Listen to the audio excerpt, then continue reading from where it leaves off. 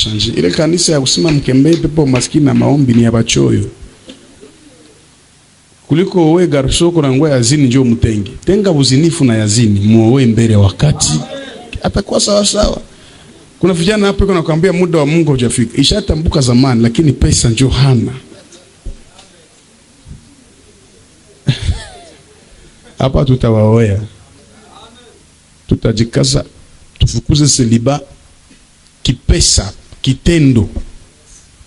Pana kile kimaombi. Ni uongo. Zile ni mafundisho za uongo. Wapi kanisa ya mitume waliombea seliba? Maandiko yanasema hakuna mwalikuwa na cha, kila mtu alipatia mwenzake. Basi tusimame kuomba, kusoma Biblia.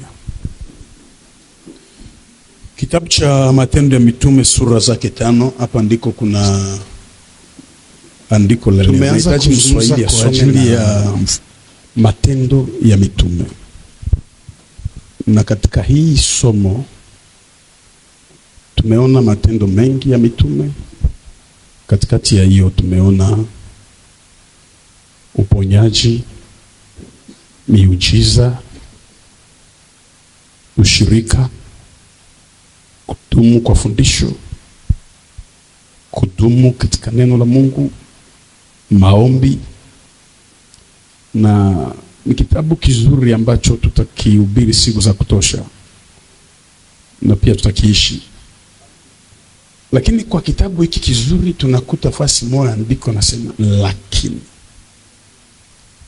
mtu mmoja, Anania na Safira. Kwa tafsiri nyingine, lakini Anania na Safira wakatenda dhambi kwa matendo ya mitume.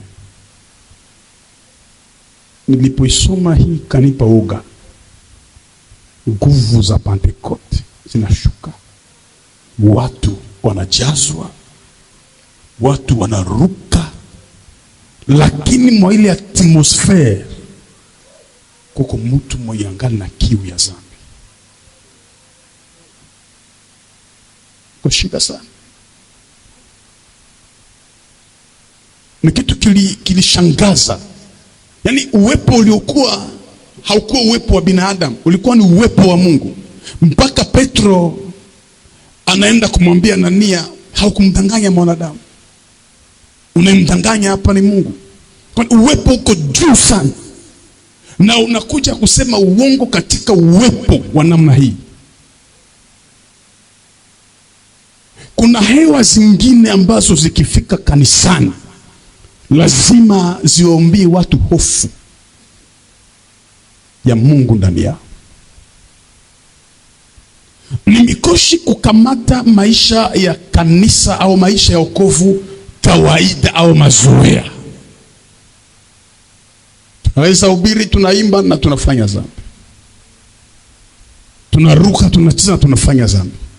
Hii ndio mwanzo ya kufa. Wakati tutakamata madhabahu ama kazi ya Mungu mazoea, kanisa litakuwa na uzima. Kwenye uwepo wa eskatolojia ambao tumeuanza, haipaswi kukumbia kiu ya ndoa ya kimwili, haipaswi kukumbia kiu ya gari, lakini itakumbia kiu ya mbingu na kukinai maovu. Katika uwepo wa Roho Mtakatifu katika Matendo ya Mitume, lakini mtu mmoja akatenda dhambi.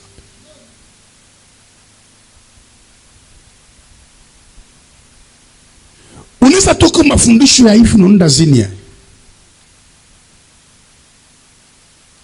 Utoke mafundisho unaenda kwenye pombe namna gani? Kuna mafundisho mengine ambayo ukisikia lazima ikuumbie hewa ya kumwogopa Mungu. Lazima ikufanye mtu mwingine. Shabaha yetu si kwamba tuje hapa tucheze na turuke. Si ndio shabaha tu. Sasa kucheza yetu hapa ni repetition. Sasa ukirepeti mzuri na ukose concert. Concert yetu ni mbinguni. Kama tunasifu na kuabudu hapa, tuko kwenye mitihani, tuko tunafanya ukaguzi. Kwani kuna siku tutasifu na kushangilia mbinguni. Sasa kwa mafundisho kama ya Matendo ya Mitume, lakini Anania na Safira biko nje ya okovu hakuna uzima, hakuna amani ya roho. Mimi Gabriel nimezikuta hasara katika dhambi, na zile hasara heri ungekwenda gerezani kuliko ubaki unasema niko huru. Sasa tuna watu wanastahili gereza, na kuna wengine kwa ajili ya maovu wanastahili kaburi. Neema ya Mungu tu inasema abakie kwanza, labda atabadilika.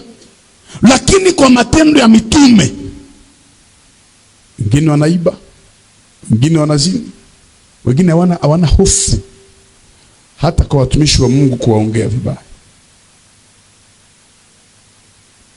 Dhambi ya kwanza, nataka niingie kwenye mafasirio ambayo itakupeleka mbali kidogo. Nini maana ya dhambi? Dhambi ni kutokutii sheria ya Mungu au kuasi sheria ya Mungu. Na dhambi ya kwanza ni dhambi gani? Tukisoma Mwanzo sura 3 mstari wake wa kwanza, tunakuta dhambi ya kwanza ni uongo. Kwani maandiko nasema nyoka akamdanganya mwanamke. Kwa dhambi ya uongo, couple katoka mjardin, Mungu akafukuza couple, toka. Mtu asikudanganya kuambia kitu kingine kwamba walizini mbustani, kwani walikuwa wanabarikiwa ndoa tayari, haingekuwa uzinifu.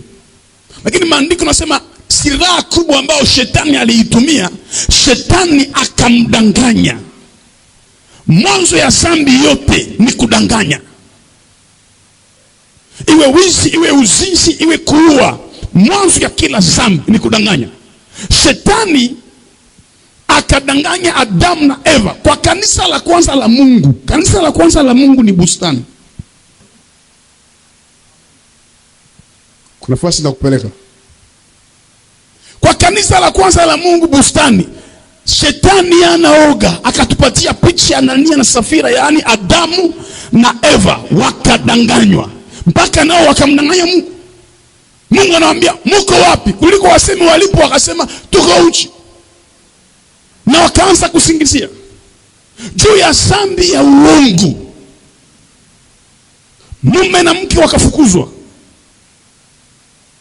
Sasa kwa kanisa la kwanza la mitume, juu ya dhambi ya uongo, mume na mke wakauawa. Yaani Adamu na Eva walidanganya, wakafichama. Lakini Anania na Safira wakadanganya na wakaficha pesa ya shamba. Na kwa sababu ya ile dhambi ya uongo, andiko inasema, Petro akasema hamdanganyi mtu, mnamdanganya ni Mungu. Kapasite ya maturite au kapasite au dose ya deliverance ni uwezo ya kuzungumza kweli.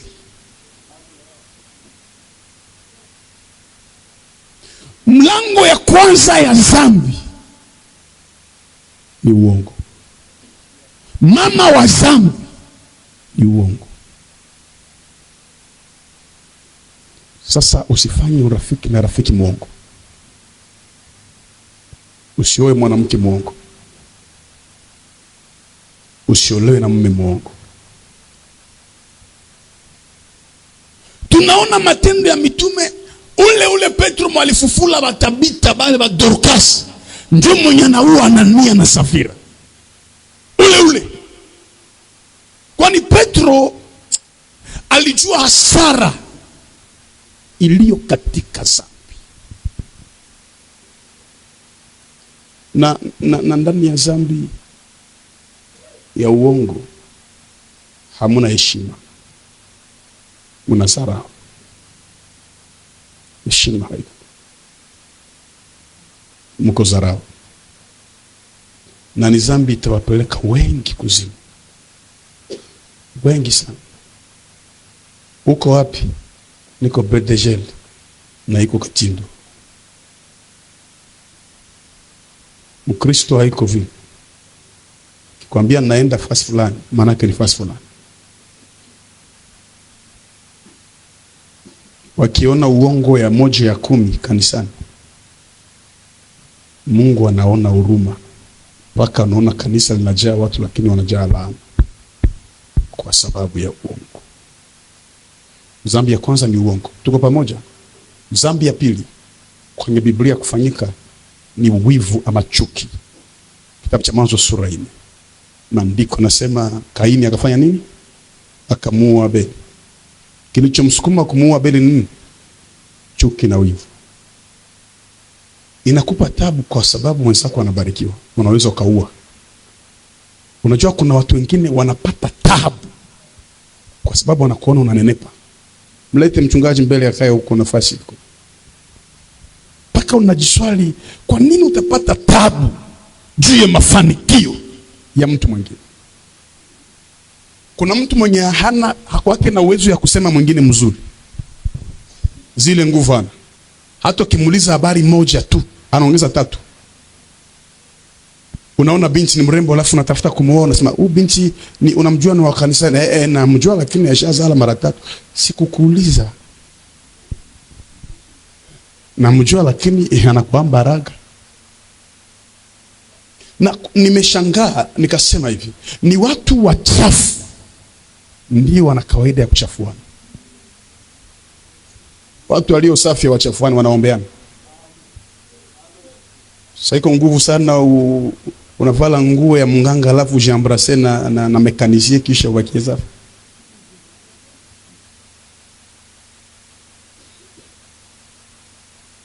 Kuna mtu aseme amen. Wivu na chuki. Anajua imba anaji shikansa ni biombo yuna muimbisha vile. Biombo haipanake sauti, nafunuaka tu sauti. Sasa kama unaimba diez, hapa ndio unasirikanaka mzuri. Anayua ubira seno ni sezo yake, haiko ya sezo yake. Anayua.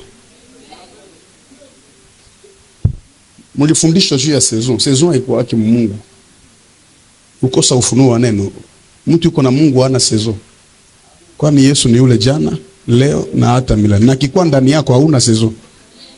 Huku kwetu njoo kuna kwa season. Amerika mhubiri akianza ni mhubiri wa nguvu, anazeekaka wa nguvu. Tunajiuliza mbona kule hawana season? Sawa, hatuna mazingira ya kuchunga upako. Tunainuka kabla Mungu hajatuinua. Tunasahau kwenye Mungu alitutoa. Kwa kawaida ya Mungu aache watu, ni watu wanamwacha Mungu. Watu ndio wanaacha Mungu. Na juzi nimekuambia angalisho, Mungu anaweza kufukuza kwa kazi yake lakini anakuacha kwenye ofisi. Unabaki kwa ofisi ya kazi ya Mungu na Mungu amekufukuza. Ile ni shida sana. Dhambi ya 3 kwenye Biblia ni dhambi ya uzinzi. Sema uzinzi. Mwanzo sura 6. Sijui Mungu anaandika polepole. Mwanzo sura 6. Wana wa Mungu wakatoka wakaenda kuzini na wana wa watu. Wakazaa wanefeli. Wale si malaika, ni wana wa Mungu. Yaani ni watu ambao walikuwa wanamtii Mungu kwa wakati ile. Kwani malaika hana mwili. Uzinzi ni dhambi iliyowatosha watu kwenye uwepo wa Mungu, ikawaleta duniani. Dhambi mbaya sana. Nitairudilia. Dhambi ya 4 tunayokutana ni ulevi. Maandiko nasema baada ya kutoka kwenye safina, baada ya gharika, Noa akafanya nini? Matokeo yake ilikuwa kuacha utupu wazi. Ndio maana watakatifu wa leo. Dhambi ya 5 tunaipata kwa Mwanzo sura 11, kujenga mnara wa Babeli ama kuabudu sanamu.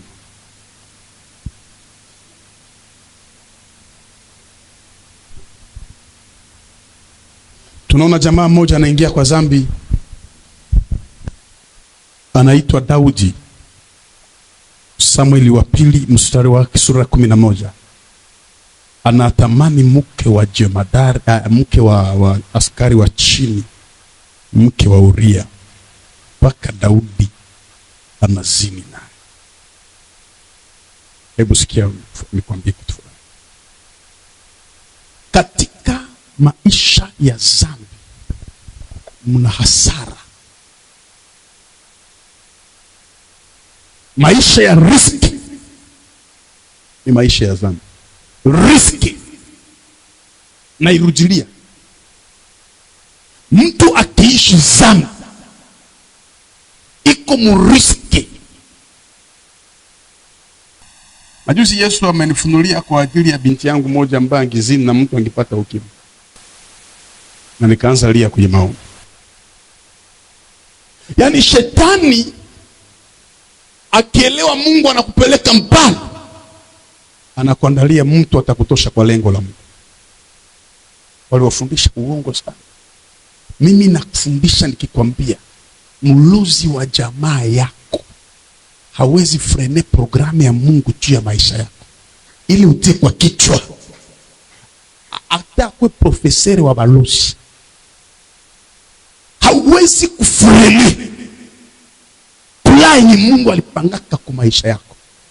Ule haiko wasikuchokeshe ukwambia uchawi wa jamaa. Laana ya jamaa yako na irudilia vizuri. Ulizaliwa na kahaba, ulizaliwa na mchawi, haiwezi kuzimisha nyota yenye Mungu alisemaka juu yako. Na ingelikuwa hivi wakina Yefta hawangelikuwa mashujaa. Kwani Biblia inasema wazi kwamba mama yake alikuwa kahaba. Ilikuwa Yefta. Maadui hata wawe maelfu wakina Goliath wasimame, hawawezi wakafuta mafuta iliyo juu yako ikupeleke kwa ufalme. Hata wakwe wa aina gani, narudilia vizuri, maadui hawawezi, lakini dhambi inaweza. Sasa kuliko tupambane na wachawi, tupambane na dhambi. Kwani mlango ya laana yote ni dhambi. Hebu sikia nikusaidia kidogo. Samsoni aliweza kuwaangusha Wafilistini lakini akashindwa kuangusha uzinifu na ukamtoboa macho. Hata kama unaweza kuangusha Goliath lakini haujaangusha uzinifu ndani yako, Daudi itakuondoa kwenye kiti cha ufalme. Ili kwamba Daudi azini na mke wa Uria, alitoka juu akashuka chini. Yaani akatoka kwenye ufalme na akashuka. Siku Mungu atakuandaa mtu wa ajabu mdunia, mtaifa, shetani pia ataandaa mtu wa ajabu ili akuangamize. Lazima kujua ukikuwa Goliath, ukikuwa Daudi, manake Goliath anaandaliwa. Na ukikuwa Samsoni, manake kuna Delila. Si kila ambaye atakwambia anakupenda manake ana upendo kwako. Kuna wengine wanamaliza upako ishi kwako. Sasa ukiwa mtu wa upako, usifurahie kila mtu anayekusogelea. Parce que l'onction attire tout. Upako inavuta yote. Ukiweka mafuta hapa, nawaambia zamani, ukiweka mafuta hapa kutakia siafu. Siafu haikuji kufurahia mafuta, inakuja kula mafuta. Lakini mafuta ikiwa moto inakula siafu. Maana Paulo alimwambia Timotheo, usiache kuchochea karama, kwani usipoichochea walozi wataitafuna, makaba wataitafuna. Unaweza kuwa na sura mbaya na wanawake wanakupenda, si kwa sababu uko bogari na ile ufupi, ni upako inakokota, watu watatafuna mafuta. Unakuwa unajivuna niko star, unaona busu yako unajiuliza, huyu isingelikuwa huduma angelikuwa nani? Kuna watu wanazini mpaka shetani mwenyewe anashangaa, anasema huyu anazini kwa sura gani? Kwa hali gani anayo?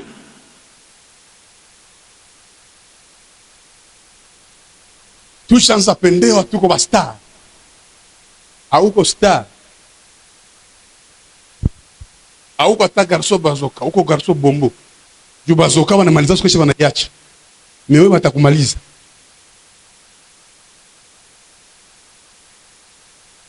Kuna watu wakiingia kanisani hawana lengo ya kwenda mbinguni, wana lengo ya kunyonya mafuta. Kuna mchungaji nimesikia alikufa, mwanamke mmoja aliingia kanisani, sasa akaanza kwa close na mchungaji. Nani atatoa demi yenjo wa kwanza? 5,000 leo ya kwanza. Sasa mchungaji akaona hakuna mtoto mzuri kama huyu. Hata mtu anaongea na mchungaji akichomoka tu, ule binti anakuambia, mchungaji anakuambia maongezi naisha. Kuna mtu lazima hivi. Kumbe alikuwa mchawi. Kazini na mchungaji, sasa akaanza muimba mkanisa yote, akampatia sumu, mchungaji akakufa. Ule binti familia yake yote mpaka sasa ilipata magonjwa ya kichaa. Lakini malengo yake ilitimilika. Shetani anaweza kubatizisha mtu mkanisa. Mtu anabatiziwa. Anakia lopola mwaiko kwa Mungu umoe. Amkokote. Anabatiziwa na anajazwa. Mwizi wa mubaya ni mwizi wa vesti. Hafananaki. Kwani maandiko nasema kwa kile kitabu cha Petro wa kwanza sura 5, muwe na kiasi na kuangalia, kwani adui yenu shetani kama simba angurumaye akitafuta mtu amumeze. Katikati yetu hapa kuna watu wanasifu wakiwa kwenye tumbo ya shetani. Walimezwa. Sasa utamsifu Mungu, utamuimbia miaka, lakini mafanikio hutaipata, kwani ulimezwa. Na hautaolewa, kwani mtu ambaye anamezwa anaonekana. Hata upagale tilo fikishe huko kwenye tumbo ya shetani. Utamezwa. Mtu akiingia kwenye uzinifu, maandiko nasema ukizini na mtu unakuwa naye mwili mmoja. Sasa ukizini na mchawi, unakuwa mchawi. Wataanza kulota mchawi. Kama kuna dhambi mtu atakimbia kabisa. Nimejifunza hii, kimbia uzinzi. Kwani uzinzi haikutenge tu na Mungu, lakini pia inakutenga na baraka zake.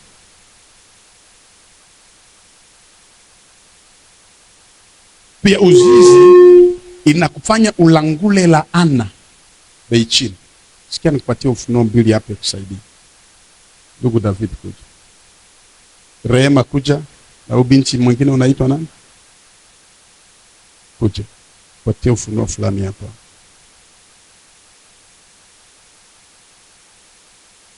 Mtu mmoja aseme amen.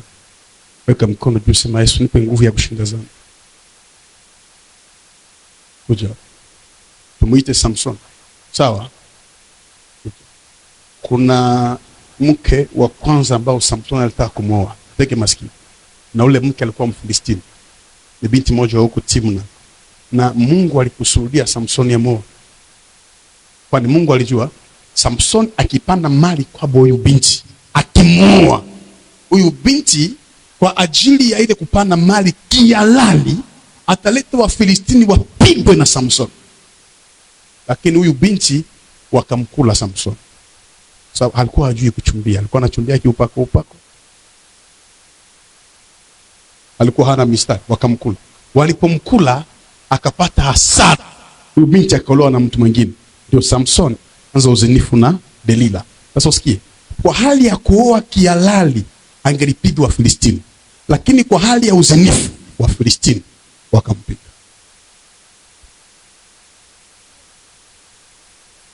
Unapoenda kwenye upako ya nyimbo, kwenye upako ya mahubiri, watu wanakushangilia, shetani yuko mulabu anajifunza njama gani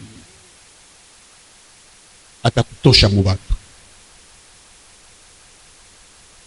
Mtu wa nguvu hafurahi kwa sababu watu wanapiga mikono, lakini baada ya kufanya kazi kubwa anatafuta kujua mbinu za adui ziko namna gani. Unaona kile kitu? Rudie fasi. Nimeshuhudia fasi natoka kuhubiri kwa mchungaji.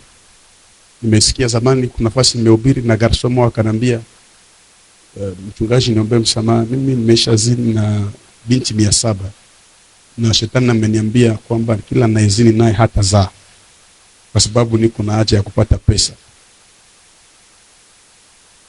Na mtu anafikia na kuunga $100, $500, unafikiri alikuunga kimapenzi? Kuna nyote inaenda. Mtu akienda kwenye usinifu, muulize Yuda wa Agano la Kale. Biblia inasema baba yake na Yuda akamwambia hivi, kule kwenye kumbariki anamwambia Yuda, fimbo ya ufalme haitatoka mikononi mwako, itakuwa classic. Lakini alipozini na Tamari akamwachia nini? kamachia fimbo. Mzinifu kamnyang'anya, akashindwa kushika alichonacho. Angalia, kuna mtu ukizini naye, mikoshi yote ya maisha yake inafuata maisha yako. Utahitaji ndoa, utaipata. Kuna mtu ukizini naye, hamu ya uzinifu ndani yako inakuwa mingi, kumbe kuko sireni ilikala ndani yako. Ndio maana kanisa tunapomwambia Mungu wapatie mabinti wa chumba, wapatie waume, Mungu anasema wale wameolewa zamani, wale wana agano wanazo. Ubaya zaidi hata wanawake wa ndoa. Na nachochukia kwa dhambi ni sababu fasi kwenye uyafikaka ushuhuda yako ya dhambi shakafika, inatembea mbio kuliko injili. Inawezekana kuwa mhubiri au kuwa mwimbaji au kuwa Mkristo ambaye anaokoka. Inawezekana kuwa mwimbaji wa kiana na hauko baraka. Inawezekana kukatala dhambi mara moja, unakataa, unarudia kwa Yesu na unakufa, unasema nilipita kwa ile njia na Mungu akaniokoa. Inawezekana. Kwa mtu mwingine kama akunywe pombe iko na shida, kwa mwingine kama azini iko na shida, lakini kuna mwingine kuzini ni noze. Kuko vitu vinakushinda wewe, lakini kwa mwingine kufasi. Usikuwe na associate kila mtu, hawezi acha lwaki, inakuwa nguvu ya maisha. Kuna tajiri mwa Biblia, Yesu alimwambia uzisha mali yako yote upatie maskini. Tajiri akamwambia Yesu kitu, akaangalia muro akasema uko na mpango mbaya. Kwake ilikuwa vigumu, lakini kwa Zakayo mali yake akapatia maskini. Kuna vingine vinakushinda wewe, lakini kwa wengine inawezekana. Dhambi ni mlango ya magonjwa. Uongo, uzinifu, kiburi, uchawi utafungua magonjwa ya kila aina kwenye jamaa yenu. Kuna kabinti nimekaa nako siku moja nikaongea, kana magonjwa ya ukauka damu. Sasa kalipoongea na mimi kalizini na mfumo akakaweka magonjwa. Wamekazika kabla kangali kadogo.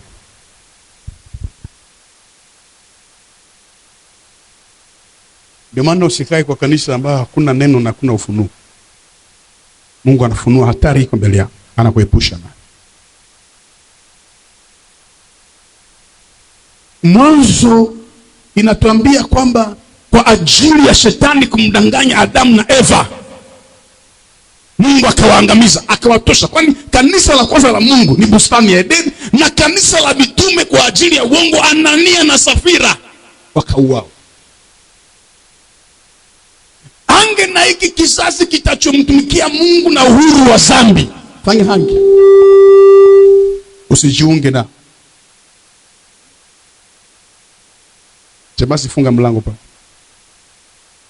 Hakikisha unafikia kipindi unaanza kosa raha kwa ajili ya dhambi.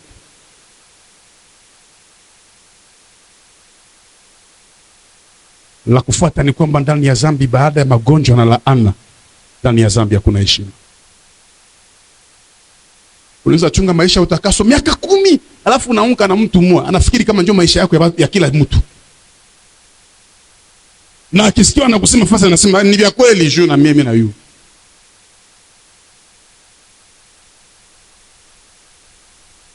Kwa hiyo tusiende kwenye Matendo ya Mitume alafu baandike lakini Anania na Safira. Renonce kwa ile maisha. Dhambi inaleta umaskini, la pauvreté. Uliza habari ya mwana mpotevu, mali alikuwa nayo ikaisha kwa nini? Oh, mimi siongaki, utaonga. Kuna wanawake wanaokula pesa, hakule kwa lote, kidogo kidogo. Kuna sauti paka zinamtoa nyoka pangoni. Sina mega njo nini? ya ngapi? Sujet avait na kuyama 40 nini? Kamata 100. Sasa unapiga hatua mbili. Kumbuka kwa nyumba hakuna kitu. Unaanza mtuka. Nakufa hata. Ndio maana kama ndatoa kanisani muache ni. Niliwaambia hapa mtu anauzia Mbaraga gari ya $45,000 kisha anamletea sida.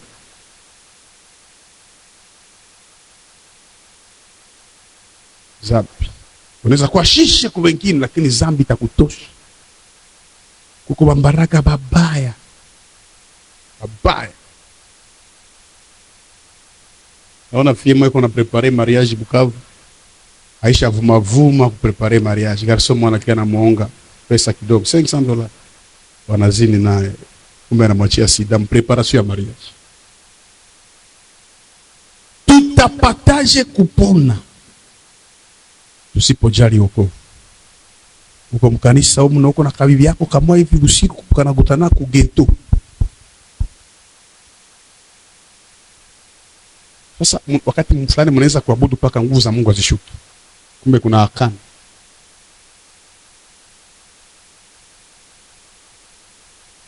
Alibebesha mimba huku, alibebesha mimba kule. Maana yeye alizaa na kuongezeka. Unajua kugarsoma atakonaka, anakuona buyana sura kiana, anatafuta ushuhuda. Naambia mama kule. Upapa wa mimba wa 60 ndio bwana yake. Sasa mtu akilala na mzee ni basi naye ni kijana, anageuka nani? Atakuwa alamuka saa ngapi? Saa 3. Analamuka matongotongo huko. Mnafikiri ni dada. Kumbe ni tatu. Na kila unaizini na mtu wa mapepo naye, zile pepo zinaingia. Sasa angalia kama umezini na watu 1000 ngapi au 10 ngapi, una pepo 1000 ngapi ndani yako. Utatulia si ugani. Huko mtu hawezi kuwa pozi. Ukizini na professor utakuwa kimya. Talk much. Sema. Haikuwei ni prof. Ukizini na mekanisia utatakataka tena. Nao, no. Haikuwei ni mekanisia. Ukizini na rulash utakuwa na ikala. Kiti. Sichokaki. Sasa ukenda zina mfumo. Jehova nisi inawezekana tutumikie Mungu katika hofu na utakaso. Inawezekana kuambia Mungu, hii maisha ya jana tunaikataa. Tunahitaji maisha ya kukutumikia bila unafiki. Ambia ndugu yako inawezekana.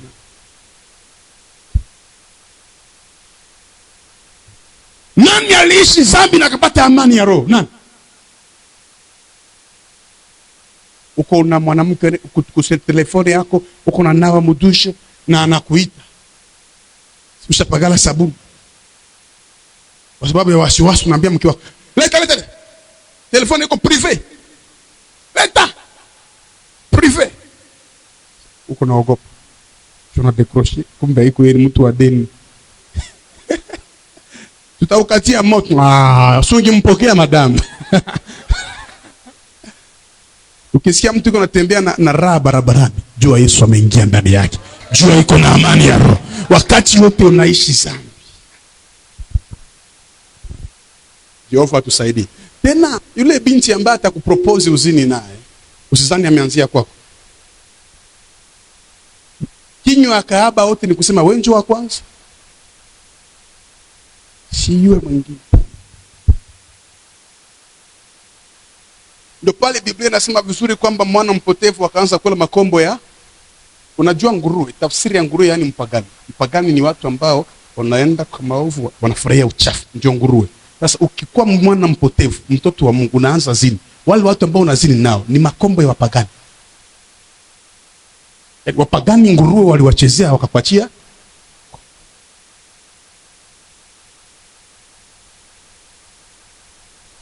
Bidii gani unao ya kuvua manguo kwa mtu haujui anatoka wapi, haujui analalaka na banani, haujui ana maagano gani kuzimu, hujui. Zambia haiogope kondome. Ile kondome usivale prudence, kuwa prudent. Kwani kondome yenyewe haifanye kitu, laana itapita. Zini na mke wa mtu na kondome alafu akubane naye, kondome itaziwia kupigwa? Utawaambia samani wa ndugu, nilikuwa na... Biblia inasema vizuri, mshahara wa dhambi ni mauti. Uvae kondomu wala usivae ni mauti.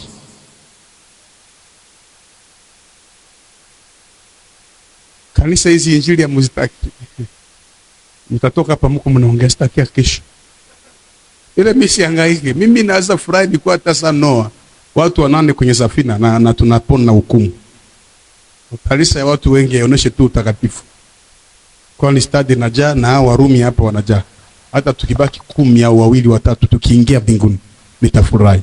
Na watakaoingia mbinguni si kwamba wakufanya dhambi, walifanya wakaiacha. Kwa maandiko nasema na kila alitajai jina la Bwana na aache.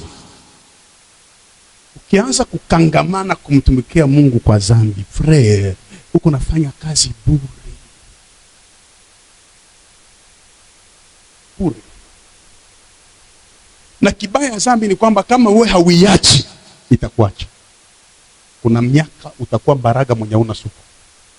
Acha kupika na kama pengo. Kunaambia gato. Nakwambia. Pale haikuja unaacha dhambi. Lakini hayo. Kuna wakati unajipodoa kama vinakataa.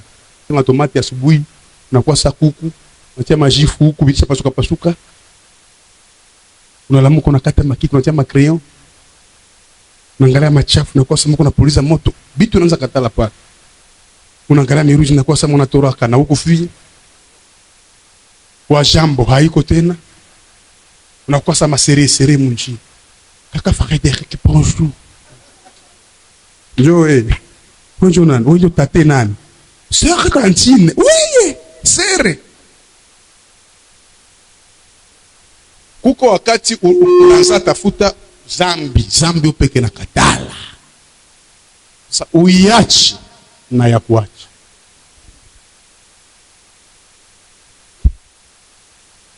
Unajua kadiri watu wote wanaofanya zambi sana wananukaka harufu mbaya.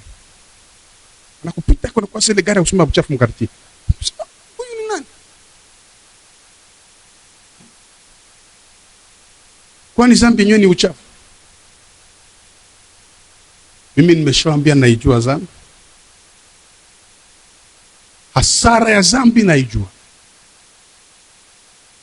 Kwa hiyo tukizingatia zambi utafezereka.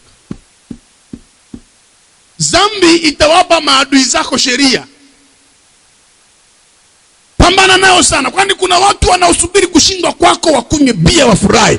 Ukiingia kwenye zambi unawapatia sheria. Na ukishindwa wanasema tuliwaambia nini? Kwa hiyo kwa ajili hata ya kusuccessful, kurehisire yako, kataa zambi kwa sababu unajua nikiendelea ndani adui watashangilia. Kuna watu wameshaongea vitu kwa ajili yako, huyu wako, huyu. Na akiolewa huyu akioa huyu. Manake baba yake basi. Na akisikia una mimba sawa, tuliwaambia ni. Sio na shida, tushaambia. Hata kwenye huduma wanaochunga ushindwe ni maelfu. Na wengine wanacheka na wewe wanafurahi lakini roho zao. Kuna ndoa huko ndani na kuna watu washatabiri utatoka. Wakalota kwamba hii ndoa atatoka. Wewe ukiingia kwenye dhambi ukitoka wanakuwa manabii wa kweli. Nikubalie kwamba dhambi ina nguvu kuliko shetani. Kwani maandiko nasema mumpingeni ibilisi naye atawakimbia, lakini dhambi msiipinge lakini muikimbie. Sababu hayo ina nguvu kuliko ibilisi.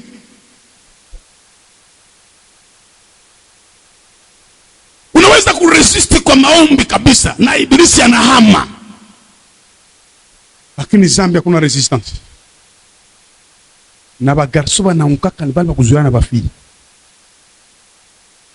Mko nanisikia vizuri hapa? Niko na partager naye. Ni maakadrement niko na fa fermisema. Bali kuita mwele kazi. Kuna kijana mmoja nimesikia alizoea binti moja hapa. Nimeshamwambia nampatia angalisho. Nikisikia nitamtenga hadharani. Kanisa haiko fasi tutavuka makuni ya kwenda jehanamu. Kuzoeana, kucheza cheza. Hapana. Kanisa ni kaka na dada. Kuna mizaa ingine haihitajiki. Nikianza kuiona nitakufuatilia vizuri. Sababu kwa kupigwa kwa Yesu tumepona. Na kwa kupigwa kwetu lazima kanisa ipone. Kama tumeona dhambi sisi, tukaona madhara ya dhambi. Kuna watumishi tuliwaona kabisa walikuwa nguvu zaidi. Lakini jamaa kaisha mpaka akasema nini namfanya hivi?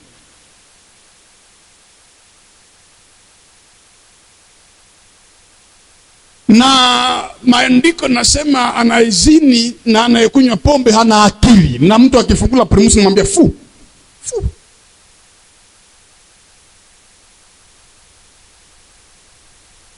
Situko hapa watu wako wananiangalia, lakini maisha yako ukikontrole ni ya uchafu.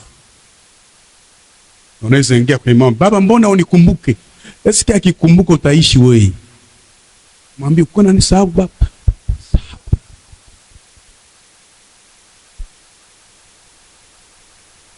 Zambi inaharibisha afya. Sema afya.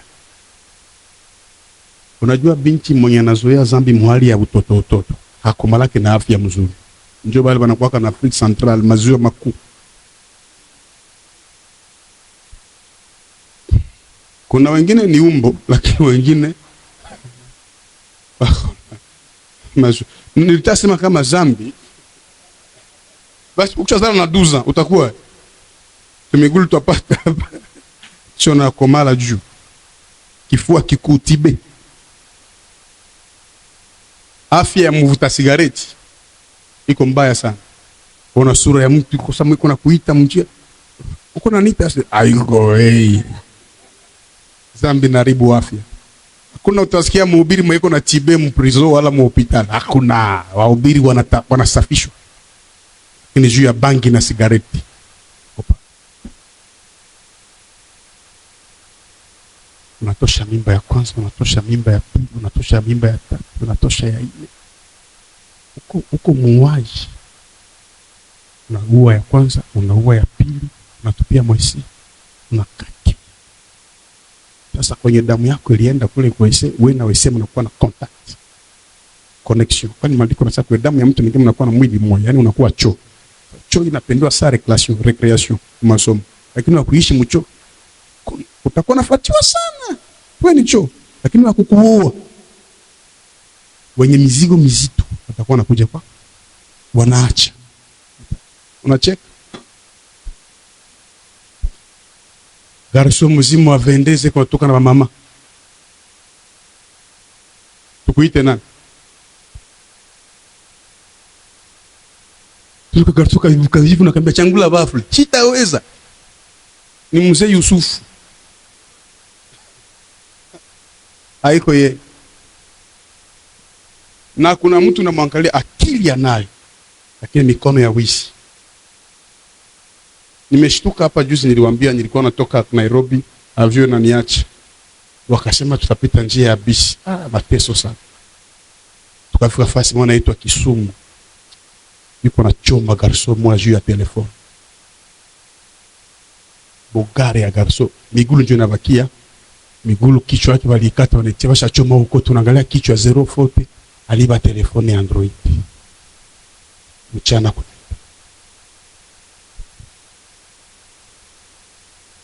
Zambi. Inakupunguziaka miaka. Kitaka ufanita ishi, ile ni kuongea. Ukitaka kuishi, acha zambi. Utaishi. Kuna mtu aseme amen. Shetani akikupatia kitu kwa zambi, maana yake anajua Mungu atakupa zaidi ya kile alichokupatia. Mke wa Potifa akipatia Yusufu nyumba, maana yake Mungu atampa nchi. Kwa hiyo chagula kitu kimoja, nyumba ama nchi. Shetani akipatia Yesu dunia, maana yake Mungu atampatia dunia na mbingu. Chagua kimoja. Na ukianza madesordre ya usharati na huko celibatere, siku utakuwa impuissant. Zile nguvu zako, unajua Mungu alikuumbia nguvu fulani akajua hizi ndio mwisho. Ukazimaliza na hujafika kwa ndoa. Itafika wakati unaoa kisha miaka 3 unakuwa muombaji wa makarati juru mkanisa. Nimeitwa kanisani, pita huko.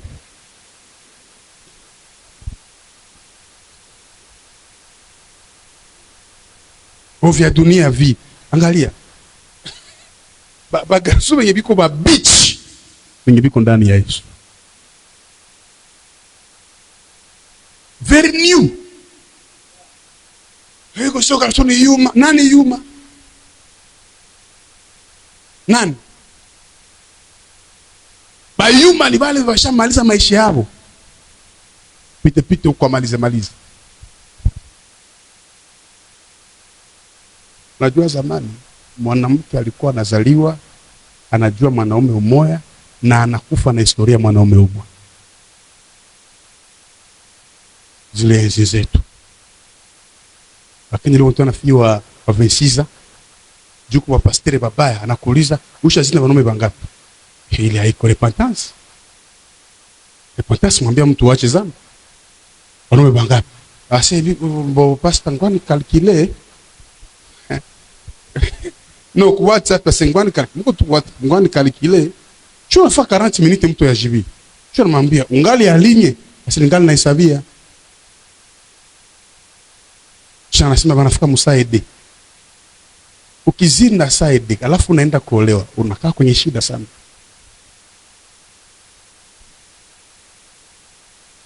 Haleluya.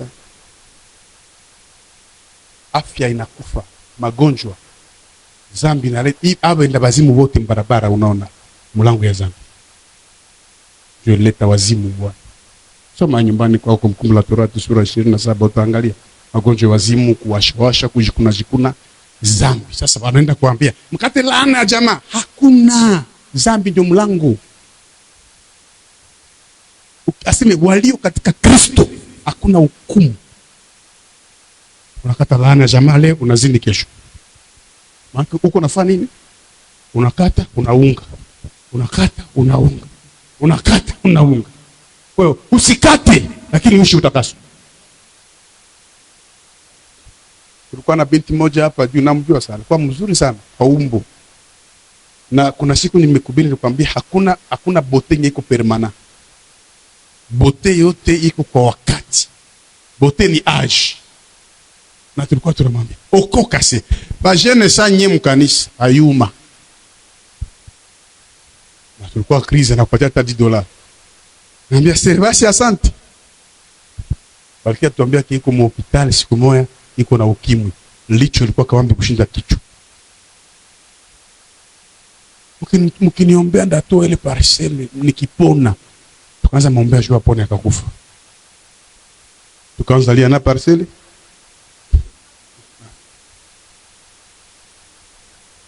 Unaweza cheka. Péché ni gaspillage. Telefone sauti tuma message tuma mega. Una calculer appel zoko naita mtu. Na monge hata kitu. Noko garso akikufuata yeye ndio atakugaspiller sasa. Garso anakia kwenu nakula asubuhi, nakula mchana, nakula magharibi. Nashurisha uniedingwe ana haya. Paka jamaa isha muyua anakuja niko mule. Atakia kaona chakula franga ya kushinda doti. Sasa angalia kidogo milango ya zambi tumalizie. Nilijua leo sitawafurahisha lakini nilijua Mungu atasaidia wamoja. Kuna injili haileti furaha lakini inaleta uzima. Mlango wa kwanza wa zambi ni kujua siwezi anguka. Siwezi. Ndio maandiko yanasema na wale wanaozani wanasimama wafanye nini? Siwezi. Bila ni vya wale bayuma. Kuna kila mwenye hayaoa anakritika kamarie. Ilikuwa kwa grand vraiment. Sikundaoa. bibi yangu utakuwa tu anafanya hata kuikalia frere hata kuikalia. Ya pili, mlango ya zambi ni kushirikiana marafiki wabaya. Hange na kafie kiko na marafiki wa mingi. Garso marafiki hange. Weka alama.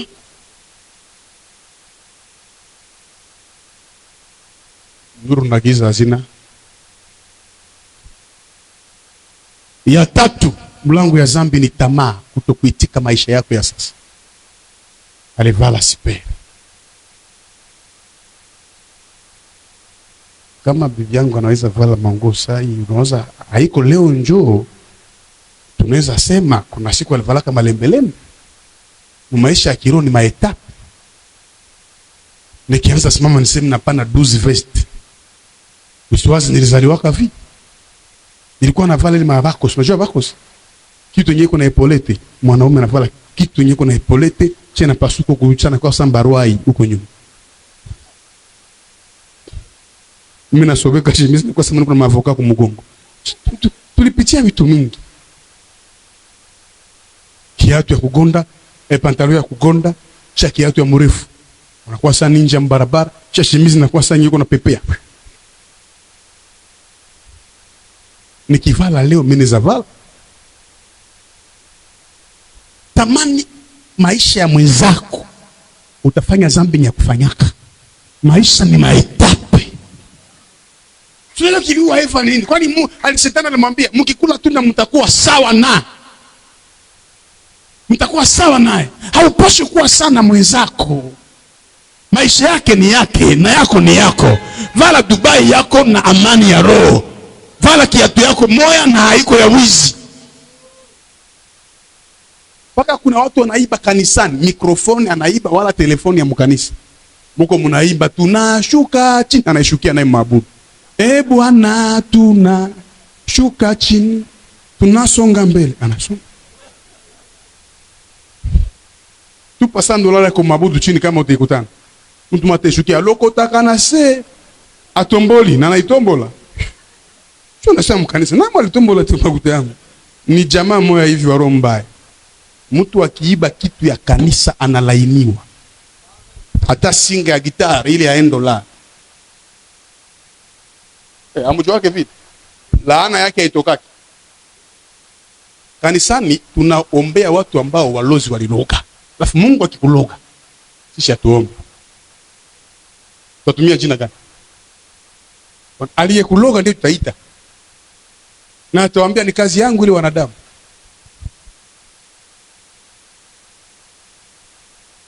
Mtu mmoja aseme amen.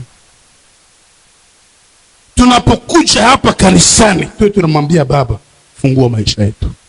Tufunze utakaso. Sema tuombe.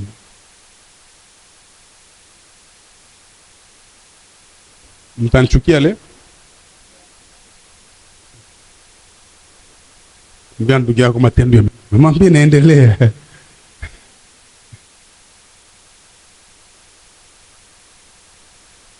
Msamehe kwa watu wa nyuma, leo ni weekend. Nilijua itakuwa hivi. Wangapi wanachukia zambi yako wote mkono?